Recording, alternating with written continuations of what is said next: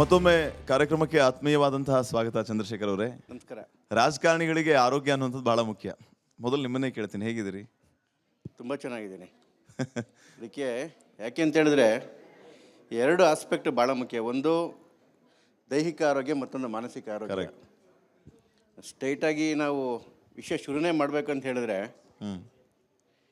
ಇದು even politics ಅದೊಂಥರ profession. Correct. ಎಲ್ಲ ಪ್ರೊಫೆಷನ್ಗಳ ಥರ ಪಾಲಿಟಿಕ್ಸ್ ಕೂಡ ಹೈಲಿ ಕಾಂಪಿಟೇಟಿವ್ ಪ್ರೊಫೆಷನ್ ಇದು. ಬಟ್ ಅದಕ್ಕೆ ದೊಡ್ಡ ಪ್ರಾಬ್ಲಮ್ ಏನಂತ ಹೇಳಿದ್ರೆ ಪಾಲಿಟಿಕ್ಸಲ್ಲಿ ಬೇರೆ ಎಲ್ಲ ಪ್ರೊಫೆಷನ್ಗಳಲ್ಲಿ you will be dealing with one segment of people. Suppose ನೀವು ಡಾಕ್ಟರ್ಸ್ ಇದ್ದರೆ ಆ ಪೇಷಂಟ್ಗಳ ಜೊತೆ ನೀವು ಇಂಟ್ರಾಕ್ಷನ್ ಇರುತ್ತೆ. ನೀವು ಸಾಫ್ಟ್ವೇರ್ ಇಂಜಿನಿಯರ್ ಇದ್ದರೆ ನಿಮ್ಮ ಟೀಮ್ ಲೀಡರು, ನಿಮ್ಮ ಮ್ಯಾನೇಜರು, ಇವ್ರ ಜೊತೆ ಇಂಟ್ರಾಕ್ಷನ್ ಇರುತ್ತೆ. ಸೊ ನಿಮ್ಗೊಂದು ಫಿಕ್ಸ್ಡ್ ಸೆಟಪ್ ಇರುತ್ತೆ. ನೀವು ಟೀಚರ್ ಇದ್ದರೆ ನಿಮ್ಮ ಸ್ಟೂಡೆಂಟ್ಗಳ ಜೊತೆ ಇಂಟ್ರಾಕ್ಷನ್ ಇರುತ್ತೆ. ಆದರೆ ಪಾಲಿಟಿಕ್ಸು ಮತ್ತು ಪೊಲಿಟಿಷಿಯನ್ಸ್ಗೆ ಎಂಥ ಒಂದು ಹಿಂಸೆ ಅಂತ ಹೇಳಿದ್ರೆ, ಹಿಂಸೆ ಅನ್ಬೇಕು ಅದೇನು ಬೇಕೋ ಗೊತ್ತಿಲ್ಲ, ಎಲ್ಲ ಥರದ ಜನಗಳ ಜೊತೆ ಡೀಲ್ ಮಾಡಬೇಕು. ಕರೆಕ್ಟ್. ಕಳ್ಳರ ಜೊತೆ, ಸುಳ್ಳರ ಜೊತೆ, ರೈತರ ಜೊತೆ, ವರ್ತಕರ ಜೊತೆ, ಹೆಣ್ಮಕ್ಳ ಜೊತೆ, ವಯಸ್ಸಾದವ್ರ ಜೊತೆ, ಗಂಡಸರ ಜೊತೆ, ಆಟಗಾರರ ಜೊತೆ. ಒಬ್ಬೊಬ್ಬರ ಚಿಂತನೆಗಳು ಒಂದೊಂದು ರೀತಿ ಇರ್ತದೆ. ಯಾರನ್ನ ಕನ್ವಿನ್ಸ್ ಮಾಡಬೇಕು, ಯಾರು ಕನ್ವಿನ್ಸ್ ಆಗ್ತಾರೆ, ಯಾರು ಶತ್ರುಗಳಾಗ್ತಾರೆ ಗೊತ್ತಾಗೋದೇ ಇಲ್ಲ. ಅಂದರೆ ದಿವಸ ಬೆಳಗ್ಗೆ ಇದ್ದು ನಿಮ್ಮ ಮನೆಯಿಂದ ಆಚೆಗೆ ಬಂದು ಮತ್ತೆ ರಾತ್ರಿ ವಾಪಸ್ ಹೋಗೋವರೆಗೂ ಕೂಡ ನೀವು ಜನಗಳ ಜೊತೆ ಇಂಟ್ರ್ಯಾಕ್ಟ್ ಮಾಡ್ತಲೇ ಇರಬೇಕು, ಇಂಪ್ರೆಸ್ ಮಾಡ್ತಲೇ ಇರಬೇಕು. ಇದು ದೊಡ್ಡ ಪ್ರಾಬ್ಲಮ್ಮು. ನೀನು ಡಾಕ್ಟರ್ ಆದರೆ ನೀನು ಯಾರಿಗೂ ಇಂಪ್ರೆಸ್ ಮಾಡೋ ಅವಶ್ಯಕತೆ ಇರಲ್ಲ. ನಿನಗೆ ಪೇಷಂಟ್ ನಿನಗೆ ಇಷ್ಟ ಆದರೆ ಬರ್ತಾರೆ, ಇಲ್ಲದ್ರೆ ಬರೋದಿಲ್ಲ. ಆದರೆ ಪೊಲಿಟಿಷಿಯನ್ ಏನು ಇದೆ ಅಂತ ಹೇಳಿದ್ರೆ ಇಷ್ಟ ಇದೆಯಾ ಇಲ್ವಾ, ನೀವೆಲ್ಲನೂ ಇಂಪ್ರೆಸ್ ಮಾಡಲೇಬೇಕು, ಸಮಾಜ ಇಂಪ್ರೆಸ್ ಮಾಡಲೇಬೇಕು. ಹೌದು. ಹೀಗಾಗಿ ಏನಾಗುತ್ತೆ ಅಂತ ಹೇಳಿದ್ರೆ ವಿಪರೀತ ಮೆಂಟಲ್ ಪ್ರೆಷರ್ ಬಂದ್ಬಿಡುತ್ತೆ. ಈ ಸೈಕಾಲಜಿ ಅನ್ನೋದು ಇದೆಯಲ್ಲ, ವಿಪರೀತ ಜಾಸ್ತಿ ಆಗಿಬಿಡುತ್ತೆ. ಸೊ ಹಾಗಾಗಿ ಎರಡನೇದು, ನೀವು ಹಿಂದಿನ ಕಾಲದ ರಾಜಕೀಯವನ್ನು ನೋಡಿಕೊಂಡು ಇವತ್ತಿನ ಕಾಲದ ರಾಜಕೀಯವನ್ನು ನೋಡಿದ್ರೆ ವಿಪರೀತ ಅಂದರೆ ವಿಪರೀತ ಕಾಂಪಿಟೇಷನ್ ಈಗ, ಅನ್ಲೈಕ್ ಎವ್ರಿ ಅದರ್ ಪ್ರೊಫೆಷನ್. ಮುಂಚೆ ಏನಾಗ್ತಿತ್ತು, ಯಾರೋ ಒಂದು ಅಂದರೆ ರಾಜಕೀಯ ಕುಟುಂಬದವರು ಅಥವಾ ಆ ಥರದಲ್ಲಿ ಇಂಟ್ರೆಸ್ಟ್ ಇರ್ತಕ್ಕಂಥವ್ರು, ಸಮಾಜ ಸೇವೆ ಇಂಟ್ರೆಸ್ಟ್ ಇರ್ತಕ್ಕಂಥವ್ರು ಅವರು ಮಾತ್ರ ಬರ್ತಾಯಿದ್ರು. ಬಟ್ ಈಗೇನಾಗ್ಬಿಟ್ಟಿದೆ ಅಂತ ಹೇಳಿದ್ರೆ ಇದೊಂಥರ ಎಲ್ಲರಿಗೂ ಬೇಕಾಗಿರ್ತಕ್ಕಂಥ ಒಂದು ಈಸಿ ಪ್ರೊಫೆಷನ್ ಥರ ಅನಿಸ್ಬಿಟ್ಟಿದೆ. ಏನೇ ಪಾಲಿಟಿಕ್ಸ್ ಆಗೋದು ಭಾಳ ಈಸಿನಲ್ಲ, ಏನು ಕೆಲಸ ಇರಲ್ಲ, ಆರಾಮಾಗಿ ಓಡಾಡ್ಕೊಂಡಿರೋದು, ದುಡ್ಡು ಸಂಪಾದನೆ ಆಗುತ್ತೆ ಅಂತಕ್ಕಂಥ ಒಂದು ಭಾವನೆಗಳು ಬಂದಿದೆಯೋ ಅನ್ನೋ ಗೊತ್ತಿಲ್ಲ. ಹಿಂದೆ ಏನಾಗ್ತಿತ್ತು, ಒಂದು ಗ್ರಾಮಕ್ಕೆ ಹೋದರೆ ಒಬ್ಬರು ಅಥವಾ ಇಬ್ಬರು ರಾಜಕೀಯದಲ್ಲಿ ಇರ್ತಿದ್ರು. ಇವಾಗ ಗ್ರಾಮನೇ ರಾಜಕಾರಣಿಗಳು. ನಿಮಗೆ ಗ್ರಾಮ ಪಂಚಾಯತ್ ಚುನಾವಣೆ, ತಾಲೂಕ್ ಪಂಚಾಯತ್ ಚುನಾವಣೆ ಬಂದಾಗ ನಿಮ್ಗೆ ಗೊತ್ತಾಗುತ್ತೆ. ಅದಕ್ಕೆ ಎಲ್ಲರೂ ಅಪ್ಲಿಕೇಶನ್ ಹಾಕೋರೇನೆ. ಅದರ ಅರ್ಥ ಏನು ಅಂತ ಹೇಳಿದ್ರೆ ವಿಪರೀತ ಕಾಂಪಿಟೇಷನ್ ಇರ್ತಕ್ಕಂತಹ ಒಂದು ರಂಗ ಆಗೋಗಿದೆ ಇದು. ಹಾಗಾಗಿ ಆ ಕಾಂಪಿಟೇಷನನ್ನು ನಿಭಾಯಿಸ್ಕೋಬೇಕು, ಪ್ರತಿಯೊಬ್ಬರನ್ನೂ ಸಮಾಧಾನವಾಗಿ ಇಟ್ಕೋಬೇಕು. ಅದರ ಜೊತೆಗೆ ಏನು ಈ ಹೈಲಿ ಕಾಂಪಿಟೇಟಿವ್ ಪ್ರೊಫೆಷನ್ ಇದೆಯಲ್ಲ, ಈ ಕಾಂಪಿಟೇಷನಲ್ಲೂ ಕೂಡ ನಿಮ್ಮ ಎಡ್ಜನ್ನು ಮೇಂಟೈನ್ ಮಾಡ್ಕೋಬೇಕು ಅಂತ ಹೇಳಿದ್ರೆ ಫಿಸಿಕಲ್ ಹೆಲ್ತ್ ಜೊತೆಗೆ ನಿಮ್ಮ ಮೆಂಟಲ್ ಹೆಲ್ತನ್ನು ಯಾವಾಗಲೂ ಒಂದು ಸಮಸ್ಥಿತಿ ಒಳಗಡೆ ಇಟ್ಕೋಬೇಕಾಗತ್ತೆ. ಹೌದು. ಮೊದಲನೇ ಇದರಲ್ಲಿ ಇರ್ತಕ್ಕಂತಹ ಹರ್ಡಲ್ಗಳೇನಂತ ಹೇಳಿದ್ರೆ, ಫಿಸಿಕಲ್ಲಾಗಿ ನೀವು ಹೆಲ್ತಿಯಾಗಿಡಲಿಕ್ಕೆ ನೀವು ವಾಕ್ ಹೋಗಬೇಕು, ರನ್ ಮಾಡಬೇಕು, ಜಾಗ್ ಮಾಡಬೇಕು, ಸ್ವಿಮ್ ಮಾಡಬೇಕು ಅಥವಾ ಜಿಮ್ಗೆ ಹೋಗ್ಬೇಕು ಅಂತ ಹೇಳಿದ್ರೆ ಟೈಮ್ ಕನ್ಸ್ಟ್ರೈನ್ ಇಲ್ಲಿ. ಯಾಕೆ ಅಂತ ಹೇಳಿದ್ರೆ ಈಗ ಪೊಲಿಟಿಷಿಯನ್ಸ್ಗೆ 24 ಗಂಟೆನೂ ಸಾಲದ ಇರುತ್ತೆ. ಬೆಳಗ್ಗೆನೇ ಜನ ಮನೆಗೆ ಬಂದುಬಿಡ್ತಾರೆ, ಇಲ್ಲ ನೀವೇ ಕ್ಷೇತ್ರಕ್ಕೆ ಹೋಗಬೇಕಾಗುತ್ತೆ. ಅಲ್ಲಿ ಫಿಸಿಕಲ್ ಹೆಲ್ತ್ನ ಹೇಗೆ ಮೇಂಟೈನ್ ಮಾಡ್ತೀರಿ? ಮೊದಲನೇ ಹರ್ಡಲ್ಲು. ಎರಡನೇ ಹರ್ಡಲ್ಲು ಫುಡ್ಡು. ನಾವೇನು ಮಾಡ್ತೀವಿ, ಯಾವುದ್ರ ಹತ್ರ ಫುಡ್ ಮಾಡ್ಬೇಕಾದ್ರೆ ಮನೇಲೇ ಊಟ ತಿಂಡಿ ಮಾಡ್ತಾಯಿದ್ರೆ ನಮ್ಗೊಂದು ಕಂಟ್ರೋಲ್ ಇರುತ್ತೆ. ನಾವು ಬೆಳಗ್ಗೆ ಎದ್ದು ಆಚೆ ಕಡೆ ಹೋದರೆ ಮತ್ತೆ ರಾತ್ರಿ ಬರೋದು ಯಾವಾಗಲೂ ಗೊತ್ತಿರಲ್ಲ. ಸೊ ಫುಡ್ ನಮ್ಮ ಕೈಲಿರೋದಿಲ್ಲ, ಆಚೆ ಕಡೆ ಏನು ಸಿಗುತ್ತೋ ತಿನ್ನಬೇಕಾಗುತ್ತೆ. ಮೂರನೇದು, ಈ ಮೆಂಟಲ್ ಪೀಸ್ನ ನಾವು ಮಾಡ್ಕೋಬೇಕಾದ್ರೆ ಏನು ಮೆಡಿಟೇಷನ್ ಮಾಡಬೇಕಾ ಅಥವಾ ಏನು ಧ್ಯಾನ ಮಾಡಬೇಕಾ ಅಥವಾ ಪ್ರಾಣಾಯಾಮ ಮಾಡಬೇಕಾ, ಅದಕ್ಕೂ ಕೂಡ ಕೆಲವು ಸರಿ ಸಮಯ ಸಿಗೋದಿಲ್ಲ. ಹೀಗಾಗಿ ಏನಾಗುತ್ತೆ ಅಂತ ಹೇಳಿದ್ರೆ ಪ್ರತಿ ನಿಮಿಷನೂ ಕೂಡ ಈ 24/7 ಆಲ್ ದ 365 ಡೇಸ್, ಸಂಡೇ ಇಲ್ಲ ಮಂಡೇ ಇಲ್ಲ, ಒಂಥರ ಏನು ರನ್ನಿಂಗ್ ಮಿಷಿನ್ ಥರ ಓಡಿ ಓಡಿ ಓಡಿ ಓಡಿ ಓಡಿ ಓಡಿ ಇವತ್ತು ನಿಜವಾಗ್ಲೂ ನಿಮ್ಮ ಹೆಲ್ತ್ ಕಾನ್ಕ್ಲೇವಿಂದ ಯಾರಿಗೂ ಅನುಕೂಲ ಆಗುತ್ತೆ ಅಥವಾ ಯಾರಿಗಾರು ಟಚ್ ಆಗಬೇಕು ಅಂತ ಹೇಳಿದ್ರೆ ನಿಜವಾಗ್ಲೂ ಪೊಲಿಟಿಷಿಯನ್ಸ್ ಅವ್ರಿಗೆ ವಿಪರೀತ ಬೇಕಾಗಿರ್ತಕ್ಕಂಥದ್ದು. ಹಾಗಾಗಿ ಒಂದು ಫಿಸಿಕಲ್ಲು ಮತ್ತೊಂದು ಮೆಂಟಲು. ಇವಾಗ ಈಗ ಸೈಕಾಲಜಿ ತಿಂಗಳಿದೆ, ಈಗ ಏನು ಧ್ಯಾನದಿಂದ ಮೈಂಡನ್ನು ಕಂಟ್ರೋಲ್ ಮಾಡ್ತಕ್ಕಂಥದ್ದು, ಇದು ಹೆಚ್ಚು ಆಗಬೇಕು. ಇದು ಬಿಟ್ಟರೆ ನನಗನ್ಸುತ್ತೆ ತುಂಬ ಎಂಗೇಜಲ್ಲಿ ಪಾಲಿಟಿಕ್ಸ್ಗೆ ಮಕ್ಕಳು ಬರ್ತಾಯಿದ್ದಾರೆ, ಹುಡುಗರು ಬರ್ತಾಯಿದ್ದಾರೆ. ಇವೆರಡನ್ನು ಮೇಂಟೈನ್ ಮಾಡಲಿಲ್ಲ ಅಂತ ಹೇಳಿದ್ರೆ, ಈ ಸ್ಟೆಬಿಲಿಟಿ ಮೇಂಟೈನ್ ಮಾಡಲಿಲ್ಲ ಅಂತ ಹೇಳಿದ್ರೆ ಇವತ್ತಿರ್ತಕ್ಕಂಥ ಕಾಂಪಿಟೇಟಿವ್ ಯುಗದಲ್ಲಿ ಆರೋಗ್ಯನೂ ಹಾಳು ಮಾಡ್ಕೊತಾರೆ, ಜೀವನನೂ ಹಾಳು ಮಾಡ್ಕೊತಾರೆ. ನೀವು ಯಂಗ್ ಪೊಲಿಟಿಷಿಯನ್ ಚಂದ್ರಶೇಖರ್, ಈಗ ನೀವು ಹೇಳ್ತಾ ಇದ್ರಿ ಎಲ್ಲ ರೀತಿಯ ಜನ ನಮ್ಮ ಹತ್ರ ಬರ್ತಾರೆ, ಅವ್ರನ್ನ ನಾವು ಮಾತಾಡಿಸ್ಬೇಕು, ನಮ್ಮ ಮನಸ್ಥಿತಿ ಯಾವಾಗಲೂ ಕಾಮ್ ಆಗಿರಬೇಕು, ಏನಾದರೂ ಹೆಚ್ಚು ಕಡಿಮೆ ಆದರೆ ಜನ ನಮ್ಮ ಮೇಲೆ ಸಿಟ್ಟು ಮಾಡ್ಕೊಳ್ತಾರೆ, ಅದು ನೇರವಾಗಿ ನಮ್ಮ ಮೇಲೆ ಪರಿಣಾಮ ಆಗುತ್ತೆ ಅಂತ ಹೇಳಿ. ಸೊ ಇದೆಲ್ಲ ಆಗಬೇಕು ಅಂತಂದರೆ ಮುಖ್ಯವಾಗಿ ರಾಜಕಾರಣಿಗಳಿಗೆ ತಾಳ್ಮೆ ಇರಬೇಕು. ಆ ತಾಳ್ಮೆ ಇರಬೇಕು ಅಂತಂದರೆ ನಮ್ಮ ಆರೋಗ್ಯ ಸಮತೋಲನ ಕರೆಕ್ಟ್ ಆಗಿರಬೇಕು. ಅದನ್ನು ನೀವು ಹೆಂಗೆ ಕಾಪಾಡ್ಕೋತೀರಿ ಅಂತ? ಎಕ್ಸಾಕ್ಟ್ಲಿ. ಅದರಲ್ಲಿ ಒಂದೇ ಒಂದು ಅದೃಷ್ಟ ಅಂತ ಹೇಳಿದ್ರೆ ನಾವು ಭಾರತದಲ್ಲಿ ಹುಟ್ಟಿರ್ತಕ್ಕಂಥದ್ದು. ನಮ್ಮ ಸಂಸ್ಕೃತಿನಲ್ಲೇ ಅದು ಬಂದ್ಬಿಟ್ಟಿದೆ. ಆ ತಾಳ್ಮೆ ಹೇಗೆ ಬರಬೇಕು, ಉಸಿರನ್ನು ಹೇಗೆ ನಾವು ಇದನ್ನು ಮಾಡ್ಕೊಂಡು ಹೋಗಬೇಕು, ಆಹಾರವನ್ನು ಯಾವ ರೀತಿ. ಈಗ ನೋಡಿ, ಆಗಲೇ ಒಬ್ಬ ಡಾಕ್ಟರ್ ರಾಜಶೇಖರ್ ಅವ್ರು ಮಾತಾಡ್ಬೇಕಾದ್ರೆ ನಾನು ಹೇಳ್ತಾ ಇದ್ದೆ, ಪ್ರಾಬ್ಲಮ್ಗಳಿಗೆ, ಕಾಯಿಲೆಗಳಿಗೆ 80% ಸೊಲ್ಯೂಷನ್ ಇರ್ತಕ್ಕಂಥದ್ದು ನಮ್ಮ ಸೌತ್ ಇಂಡಿಯನ್ ಊಟದಲ್ಲಿ ಅಂತ ಹೇಳ್ತಾ ಇದ್ರು. ಅವ್ರು ಉಪ್ಪಿನಕಾಯಿಂದ ಶುರು ಮಾಡಿದ್ರು. 100% ನಿಜ ಇವತ್ತು. ಆ ಬ್ಯಾಲೆನ್ಸ್ಡ್ ಫುಡ್ಡು ನಾವು ಯಾವುದು ಹೊಸದು ಕಲಿಬೇಕಾಗಿಲ್ಲ. ಅವರೇ ನಾವು ಗೂಗಲೇ ಮಾಡಬೇಕಾಗಿಲ್ಲ. ನಮ್ಮ ಅಜ್ಜಿ ಏನು ಮಾಡ್ಕೊಡ್ತಾ ಇದ್ರಲ್ಲ ಆಹಾರ, ಆ ಆಹಾರ ಪದ್ಧತಿನ ನಾವು ಅನುಸರಿಸ್ಬಿಟ್ರೆ, ಮತ್ತು ನಮ್ಮ ತಾತ ಹೇಗೆ ಕಾಮಾಗಿರ್ತಿದ್ರಲ್ಲ, ಯಾವ ರೀತಿ ಅಂದರೆ ನೋಡಿ, ಆಗ ಸುಮಾರು ಅರ್ಧ ಗಂಟೆಯಿಂದ 40 ನಿಮಿಷ ಪೂಜೆ ಮಾಡ್ತಾಯಿದ್ರು. ಪೂಜೆ ಅಂತಕ್ಕಂಥದ್ದು ನೀವು ಒಂದು ಸಣ್ಣ ದೃಷ್ಟಿಕೋನದಲ್ಲಿ ನೋಡಿದೆ, ಯಾವುದೋ ಒಂದು ಧಾರ್ಮಿಕ ದೃಷ್ಟಿಕೋನದಲ್ಲಿ ನೋಡಿದೆ, ಅದು ಹಿಂದೆ ಇರ್ತಕ್ಕಂಥ ಮೆಡಿಟೇಷನು, ಆ ಮೆಡಿಟೇಷನ್ಗೆ ಇರ್ತಕ್ಕಂಥ ಏನು ಆ ಕಾಮ್ನೆಸ್ಸು, ಇವನ್ನ ಯೋಚನೆ ಮಾಡ್ಕೊಂಡೋದ್ರೆ ಅದನ್ನೇ ಇವತ್ತು ನಾವು ಮೆಡಿಟೇಷನ್ ಅಂತೇಳಿ ಕಲಿತಾ ಇರ್ತಕ್ಕಂಥದ್ದು. ಯಾವ್ದು ನೀವು ಕೂತ್ಕೊಂಡು ನೀವು ಈಗ ಶಿವ ಧ್ಯಾನ ಮಾಡ್ತೀರಾ, ಕೃಷ್ಣನ ಧ್ಯಾನ ಮಾಡ್ತೀರಾ, ಹರಿಧ್ಯಾನ ಮಾಡ್ತೀರಾ, ಏನು ಹರಿಧ್ಯಾನದಲ್ಲಿ ಏನಾಗುತ್ತೆ, ನಿಮ್ಮದು ಮನಸ್ಸು ಒಂದು ಕಡೆಗೆ ಕಾನ್ಸಂಟ್ರೇಟ್ ಮಾಡ್ತೀರಿ. ಕಾನ್ಸಂಟ್ರೇಟ್ ಮಾಡಿದ್ಮೇಲೆ ಅದೇ ಕಡೆಗೆ ನಿಮ್ದು ಬೇರೆ ಎಲ್ಲವನ್ನು ನೀವು ದೂರ ಮಾಡ್ತೀರಿ. ಬೇರೆ ಎಲ್ಲ ಚಿಂತನೆಗಳು ದೂರ ಮಾಡಿ ಒಂದೇ ಕಡೆಗೆ ನಿಮ್ಗೆ ಕಾನ್ಸಂಟ್ರೇಟ್ ಆಗಿರುತ್ತೆ. ಆಗ ನಿಮ್ಮದು ಇಡೀ ಬಾಡಿ ಬ್ಲಡ್ ಫ್ಲೋ ಮತ್ತು ರೆಸ್ಪಿರೇಷನು ನಿಮ್ಗೆ ಒಂದು ಕಂಟ್ರೋಲಿಗೆ ಬರುತ್ತೆ, ಒಂದು ಈಕ್ವಿಲಿಬ್ರಿಯಮಿಗೆ ಬರುತ್ತೆ. ಬೇರೆ ಬೇರೆ ಈಗ ಮಾಡರ್ನ್ ಮೆಡಿಟೇಷನ್ ಅಂದರೆ ಏನು? ಕರೆಕ್ಟ್, ಅದೇ ತಾನೇ. ಹಾಗಾಗಿ ನಮ್ಮ ಸಂಸ್ಕೃತಿಯಲ್ಲಿ ನಮ್ಮ ಧರ್ಮದಲ್ಲಿ ಏನು ಹಿಂದೆಯಿಂದ ಬಂತು, ಅದರ ಸೈಂಟಿಫಿಕ್ ಅರ್ಥವನ್ನು ತಿಳ್ಕೊಂಡು ನಾವು ಅದನ್ನು ಫಾಲೋ ಮಾಡ್ಕೊಂಡೋದ್ರೆ, ಯಾಕೆಂತ ಹೇಳಿದ್ರೆ ಹೊಸದಾಗಿ ಹೋಗಿ ಕೋರ್ಸ್ಗಳು ಮಾಡೋದಕ್ಕೆ ಸಮಯಗಳು ಭಾಳ ಕನ್ಸ್ಟ್ರೈನ್ ಇರೋದ್ರಿಂದ ನಮಗೆ ಎಲ್ಲರಿಗೂ ನಾನು ಅಡ್ವೈಸ್ ಮಾಡ್ತಕ್ಕಂಥದ್ದು, ದಯಮಾಡಿ ನಿಮಗೆ ಅಂತ ಹೇಳಿ 1 ಗಂಟೆನಾದರೂ ಎತ್ತಿಡಬೇಕು. ಇವರೇ 24 ಗಂಟೆ ಇರುತ್ತೆ. ನೀವು ಅದರಲ್ಲಿ 6 ಗಂಟೆ 7 ಗಂಟೆ ಮಲಗ್ತೀರ ಅಂತ ಹೇಳಿದ್ರು ಉಳಿದಿರ್ತಕ್ಕಂಥ 15-16 ಗಂಟೆನಲ್ಲಿ ನೀವು 1 ಗಂಟೆನೂ ಕೂಡ ನಿಮಗೆ ನೀವು ಕೊಟ್ಕೊಳ್ಳಿಲ್ಲ ಅಂತ ಹೇಳಿದ್ರೆ, ಅದು ನಿಮಗೆ ನೀವು ಮಾಡ್ತಿರ್ತಕ್ಕಂಥ ಅತಿ ದೊಡ್ಡ ದ್ರೋಹ, ಮತ್ತು ನಿಮಗೆ ಕುಟುಂಬಕ್ಕೆ ಮಾಡ್ತಿರ್ತಕ್ಕಂಥ ಅತಿ ದೊಡ್ಡ ದ್ರೋಹ. ನೀವು 16 ಗಂಟೆಲೇ ಏನೂ ಮಾಡೋಕ್ಕಾಗಲಿಲ್ಲ ಅಂತ ಹೇಳಿದ್ರೆ 17ನೇ ಗಂಟೆಲಿ ಇನ್ನೇನು ಮಾಡ್ತೀರಿ ನೀವು? ಇನ್ನೊಂದು ಗಂಟೆಲಿ ಇನ್ನೇನು ಸಾಧಿಸ್ಬಿಟ್ಟಿರ್ತೀರಿ ನೀವು? ಹಾಗಾಗಿ ಪ್ರತಿಯೊಬ್ಬರೂ ಕೂಡ ಅವ್ರಿಗೋಸ್ಕರ, ಅವರ ಕುಟುಂಬಕ್ಕೋಸ್ಕರ 1 ಗಂಟೆ, ಅಟ್ಲೀಸ್ಟ್ 1 ಗಂಟೆ ತಮ್ಮ ಮಾನಸಿಕ ಆರೋಗ್ಯಕ್ಕೆ ಮತ್ತು ದೈಹಿಕ ಆರೋಗ್ಯಕ್ಕೆ ಎತ್ತಿಡಲೇಬೇಕಾಗುತ್ತೆ. ಆಯಿತು. ಈಗ ಇನ್ನೊಂದು ಪ್ರಶ್ನೆ ಏನಂತಂದರೆ, ನೀವು ಎಲ್ಲ ಕಡೆ ಕ್ಷೇತ್ರ ಪರ್ಯಟನೆ ಮಾಡಬೇಕಾಗುತ್ತೆ. ಈಗ ನಿಮ್ಮ ಕ್ಷೇತ್ರದಲ್ಲಿ ಇದ್ದಾಗ ಜನರನ್ನ ಅಡ್ರೆಸ್ ಮಾಡೋ ರೀತಿ ಬೇರೆ, ನಿಮಗೆ ರಾಜಕಾರಣಿಗಳಾಗಿರೋದ್ರಿಂದ ಜವಾಬ್ದಾರಿ ಇರುತ್ತೆ. ಬೇರೆ ಬೇರೆ ಕಡೆ ಹೋಗಿ ಪಕ್ಷ ಸಂಘಟನೆ ಮಾಡಬೇಕಾಗುತ್ತೆ, ಅಲ್ಲಿನ ಜನರನ್ನ ಅಡ್ರೆಸ್ ಮಾಡಬೇಕಾಗುತ್ತೆ, ಅಲ್ಲಿನ ಭೌಗೋಳಿಕ ಹವಾಮಾನಕ್ಕೆ ನೀವು ಹೊಂದ್ಕೋಬೇಕಾಗುತ್ತೆ. ಇದನ್ನೆಲ್ಲ ಹೆಂಗೆ ಮೆಂಟಲಿ ಪ್ರಿಪೇರ್ ಆಗ್ತೀರಿ ಅಂತ? ಅಲ್ಲ, ನಾನು ಆಗಲೇ ಹೇಳ್ಕೊಂಬಂದೆ, ನಮ್ಮ ಸಂಸ್ಕೃತಿನಲ್ಲೇ ಎಲ್ಲ ಇದೆ ಅಂತೇಳಿ. ಈಗ ನಮ್ಮ ಹಿಂದೆ ನಮ್ಮ ರೈತರು ಬಾಳೆ ಆಗಿತ್ತು. ಹೌದು. ಎಷ್ಟು ಪ್ರೆಷರಲ್ಲಿ ಇರ್ತಿದ್ರು ಅವರು. ಪ್ರತಿಯೊಂದನ್ನು ದೇವ್ರ ಮೇಲೆ ಡಿಪೆಂಡ್ ಆಗಬೇಕಿತ್ತು, ಅಂದರೆ ಮಳೆ ಮೇಲೆ ಡಿಪೆಂಡ್ ಆಗಬೇಕಿತ್ತು. ಯಾವ ಧೈರ್ಯದ ಮೇಲೆ ಅವ್ರೋಗಿ ಉಳುಮೆ ಮಾಡ್ತಾ ಇದ್ರು, ಯಾವ ಧೈರ್ಯದ ಮೇಲೆ ಹೋಗಿ ಬೀಜ ಹಾಕ್ತಾ ಇದ್ರು, ಯಾವ ಧೈರ್ಯದ ಮೇಲೆ ಹೋಗಿ ಕಳೆ ಕೀಳ್ತಾ ಇದ್ರು, ಯಾವ ಧೈರ್ಯದ ಮೇಲೆ ಇವತ್ತಲ್ಲ ನಾಳೆ ಆ ದೇವರು ಫಲ ಕೊಟ್ಟೇ ಕೊಡ್ತಾನೆ, ಮಳೆ ಬಂದೇ ಬರ್ತದೆ ಅಂತಕ್ಕಂಥ ನಂಬಿಕೆ ಮೇಲೆ. ಈಗ ರಾಜಕಾರಣಿಗಳು ಬಾಳೋ ಹಾಗೇನೆ ನೀವು ನಂಬಲೇಬೇಕು. ನೀವು ಯಾರನ್ನ ನಂಬಬೇಕು? ನಿಮಗೆ ದೇವರು ಯಾರು? ಜನಗಳನ್ನ ನೀವು ನಂಬಲೇಬೇಕು. ನೀವು ಅವರಿಗೆ ನಿಸ್ವಾರ್ಥವಾಗಿ ಸೇವೆ ಮಾಡಲೇಬೇಕು. ಪ್ರಾಬ್ಲಮ್ ಏನಾಗ್ಬಿಟ್ಟಿದೆ ಅಂತ ಹೇಳಿದ್ರೆ, ಇವತ್ತು ಪೊಲಿಟಿಷಿಯನ್ಸ್ಗಳನ್ನ ಕಳ್ಳರು ಸುಳ್ಳು ಅಂತಕ್ಕಂಥ ನೋಡೋ ಭಾವನೆಗಳು ಬಂದ್ಬಿಟ್ಟಿದೆ. ಅದಕ್ಕೆ ಅಪವಾದನೂ ಇಲ್ಲ. ಯಾರೋ ಒಂದಷ್ಟು ಜನ ಮಾಡಿರೋ ತಪ್ಪಿಗೆ, ಯಾರೋ ಒಂದಷ್ಟು ಜನಕ್ಕಿಂತ ಬಹುತೇಕ ಜನ ಮಾಡಿರ್ತಕ್ಕಂಥ ತಪ್ಪಿಗೆ, ಯಾರಾದರೂ ನಿಜವಾದ ಒಬ್ಬ ಪೊಲಿಟಿಷಿಯನ್ ನಾನು ಸಮಾಜಕ್ಕೆ ಏನಾದ್ರು ಮಾಡಬೇಕಂತ ಒಂದು ಆಸೆ ಇದೆ ಅಂತೇಳಿ ಯಾರೋ ಒಬ್ಬ ಹೆಂಗೆ ಪೊಲಿಟಿಷಿಯನ್ ಒಳಗಡೆಗೆ ಬಂದ್ರೂ ಕೂಡ ಅವನನ್ನು ಅನುಮಾನ ದೃಷ್ಟಿಯಲ್ಲಿ ನೋಡ್ತಕ್ಕಂಥ ಪ್ರವೃತ್ತಿ ಈ ಸಮಾಜದಲ್ಲಿ ಇದ್ದೇ ಇದೆ. ಅದಕ್ಕೆ ನಾವೇನು ಹೊರತಲ್ಲ, ಯಾರೂ ಹೊರತಲ್ಲ, ಅದನ್ನ ಸ್ವಯಂಕೃತ ಅಪರಾಧ ನಾವು ಮಾಡ್ಕೊಂಡಿರೋದು ಅದನ್ನು. ಹಾಗಾಗಿ ಅದನ್ನೂ ಕೂಡ ತೊಡ್ಕೊಂಡು ಮುಂದಕ್ಕೆ ಹೋಗ್ಬೇಕಂತ ಹೇಳಿದ್ರೆ, ರೈತ ಅಂತ ನಾವು ಅನ್ಕೋಬೇಕು. ನಾನು ರೈತ ಏನು ಮಾಡ್ತಿದ್ದ? ಶ್ರಮ ಪಡ್ತಿದ್ದ, ಮಿಕ್ಕಿದ್ದೆಲ್ಲವನ್ನೂ ದೇವರ ಮೇಲೆ ಆಗ್ತಿದ್ದ. ಕರ್ಮಣ್ಯವಾಧಿಕಾರಸ್ಯ ಮಾ ಫಲೇಷು ಸದಾಚನ. ನಿನ್ನ ಕರ್ಮ ನೀನು ಮಾಡ್ಕೊಂಡು ಹೋಗಪ್ಪ, ಮಿಕ್ಕಿದೆಲ್ಲವನ್ನ ದೇವ್ರಿಗೆ ಬಿಟ್ಬಿಡು ಅಂತ ಹೇಳೋದು ರೀತಿನಲ್ಲೇನೆ. ನೀವು ಮಾಡ್ತಿರ್ತಕ್ಕಂಥ ಅಷ್ಟೂ ಎಫರ್ಟು ಪೂರ್ತಿ ಮನಸ್ಸಿಂದ, ಪೂರ್ತಿ ಸದ್ಭಾವನೆಯಿಂದ, ಒಳ್ಳೇದಾಗುತ್ತೆ, ನನ್ನಿಂದ ಜನಕ್ಕೂ ಒಳ್ಳೇದಾಗುತ್ತೆ, ಅದರಿಂದ ನನಗೂ ಒಳ್ಳೇದಾಗುತ್ತೆ ಅನ್ನೋ ಭಾವನೆಯಿಂದ ಮಿಕ್ಕಿದೆಲ್ಲವನ್ನು ಏನೊಂದು ಅತಿಥೇಂದ್ರ ಶಕ್ತಿ ಅಂತ ಹೇಳ್ತೀವಿ, ಅಥವಾ ಯಾವುದೊಂದು ಸ್ಪೆಷಲ್ ಎನರ್ಜಿ ಅಂತ ಹೇಳ್ತೀವಿ, ಅಥವಾ ದೇವರು ಅಂತ ಹೇಳ್ತೀವಿ, ಅದ್ರ ಮೇಲೆ ಬಿಟ್ಬಿಟ್ಟು ದೇವ್ರ ಮೇಲೆ ಭಾರ ಹಾಕಿದಾಗ ಏನಾಗುತ್ತೆ ಗೊತ್ತಾ?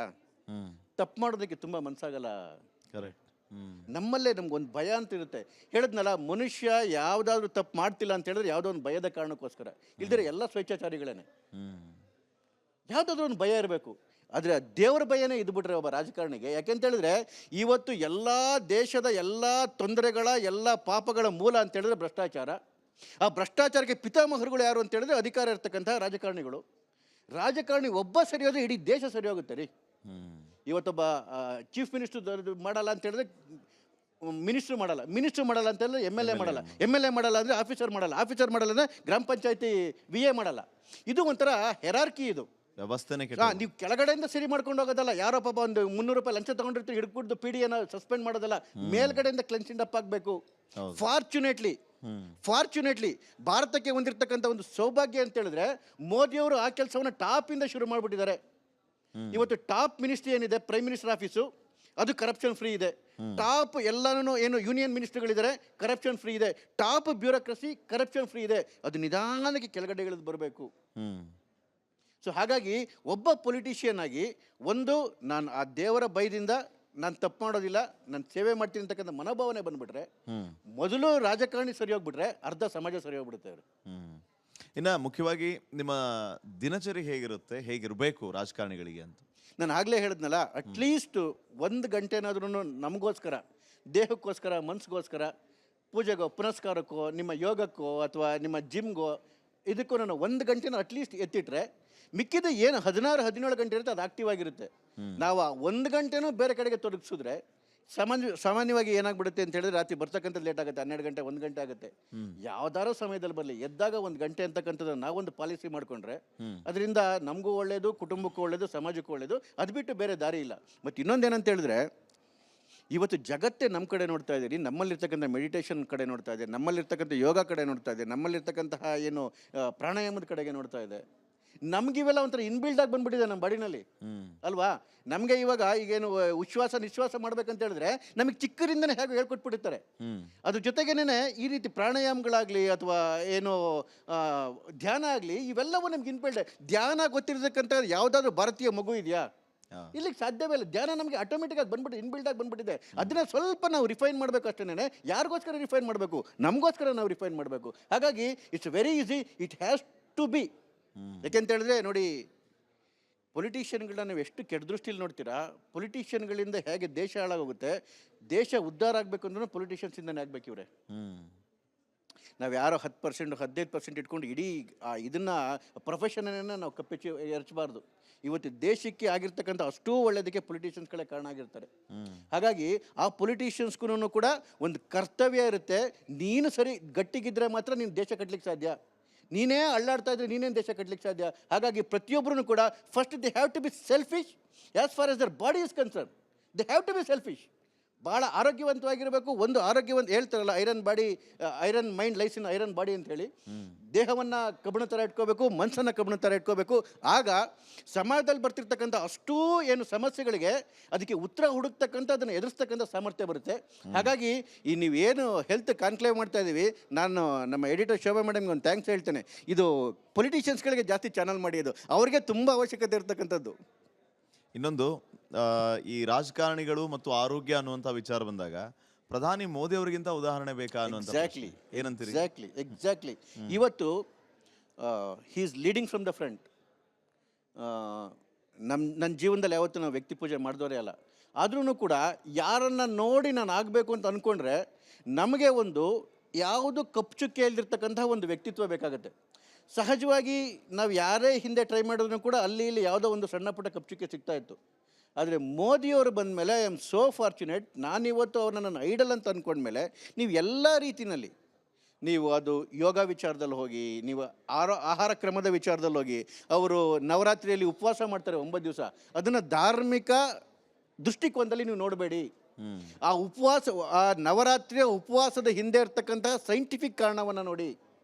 ಏಕಾದಶಿಯಲ್ಲಿ ಉಪವಾಸ ಇರ್ತಕ್ಕಂಥ ಹಿಂದಿರ್ತಕ್ಕಂಥ ಸೈಂಟಿಫಿಕ್ ಕಾರಣಗಳನ್ನ ನೋಡಿ. ಅಥವಾ ಅವರ ಏನು ಆಹಾರ ಪದ್ಧತಿ ಇದೆ, ಯೋಗ ಪದ್ಧತಿ ಇದೆ, ಅವರ ಜೀವನ ಶೈಲಿ ಇದೆ, ಎವ್ರಿಥಿಂಗ್ ಏನಂತ ಹೇಳಿದ್ರೆ ಅದು ಒಬ್ಬ ಮನುಷ್ಯ ಅಷ್ಟೇ ಮಾಡಬೇಕಾಗಿರೋದು. ಅವರೇನು ಎಕ್ಸ್ಟ್ರಾಡಿನರಿ ಆಗಿ ಏನೂ ಮಾಡ್ತಿಲ್ಲ.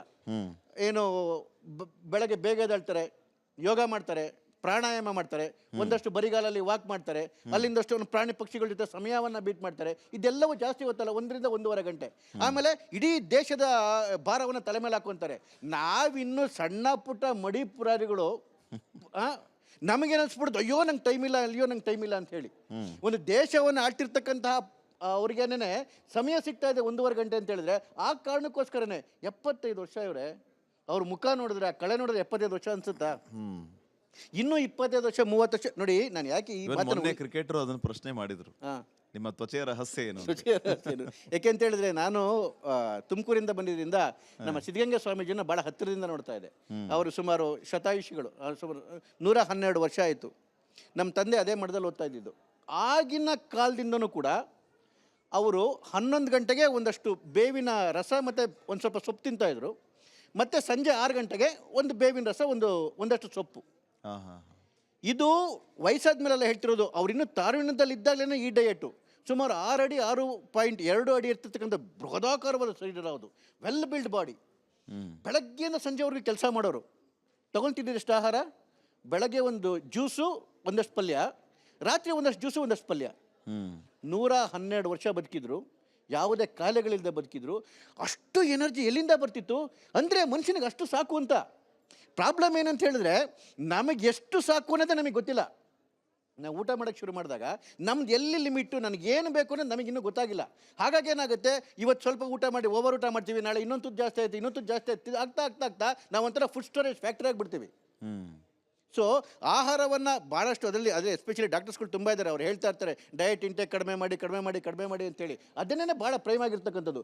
ಮೋದಿಯವರು ಊಟ ಮಾಡ್ತಿರ್ತಕ್ಕಂಥದ್ದು ನಾವು ನೋಡಿದಾಗ ಅವ್ರು ಅಲ್ಲೊಂದು ಸ್ಪೂನು ಇಲ್ಲೊಂದು ಸ್ಪೂನು 4-5 ಸ್ಪೂನ್ಗೆ ಅವ್ರು ಮುಗಿದೋಗೋದು 75 ವರ್ಷ ಅದರಲ್ಲೇ ಕಳೆದಿದ್ದಾರೆ ಅಂತ ಹೇಳಿದ್ರೆ ಖಂಡಿತವಾಗ್ಲೂ ಕೂಡ ನಮಗೆ ಇದರೊಳಗಡೆಗೆ ಒಂದು ಸಂದೇಶ ಇದ್ದೇ ಇದೆ. ಆಹಾರ ಕಡಿಮೆ ಮಾಡಬೇಕು, ಯಾವುದನ್ನು ಎಷ್ಟು ತಗೋಬೇಕು ಅಷ್ಟೇ ತಗೋಬೇಕು, ಕಣ್ತುಂಬ ನಿದ್ದೆ ಮಾಡಬೇಕು, ಒಂದು ಗಂಟೆ 1.5 ಗಂಟೆ ನಮಗೋಸ್ಕರ ಇಟ್ಕೋಬೇಕು. ಪೊಲಿಟಿಷಿಯನ್ಸು ಆರೋಗ್ಯಯುತವಾಗಿರ್ತಕ್ಕಂಥದ್ದು ದೈಹಿಕವಾಗಿ ಮತ್ತು ಮಾನಸಿಕವಾಗಿ ಆರೋಗ್ಯಯುತವಾಗಿರ್ತಕ್ಕಂಥದ್ದು ಅವ್ರ ಕುಟುಂಬಕ್ಕೋಸ್ಕರ ಅಲ್ಲ, ಅವ್ರಿಗೋಸ್ಕರ ಅಲ್ಲ, ಇಡೀ ದೇಶಕ್ಕೋಸ್ಕರ. ಹಾಗಾಗಿ ಅವ್ರು ಇರಲೇಬೇಕಾಗುತ್ತೆ. ಕೊನೆಯ ಪ್ರಶ್ನೆ ಚುಟುಕಾಗಿ ನಿಮ್ಮಿಂದ ಉತ್ತರ ಬಯಸ್ತೀನಿ. ರಾಜಕಾರಣಿಗಳು ಅಧಿಕಾರದಲ್ಲಿದ್ದಾಗ ಆರೋಗ್ಯವಾಗಿರ್ತಾರೆ, ವಿಪಕ್ಷದಲ್ಲಿದ್ದಾಗ ಆರೋಗ್ಯವಾಗಿರ್ತಾರೆ? ನಾನು ಅದನ್ನೇ ಹೇಳ್ತಾ ಇರೋದು.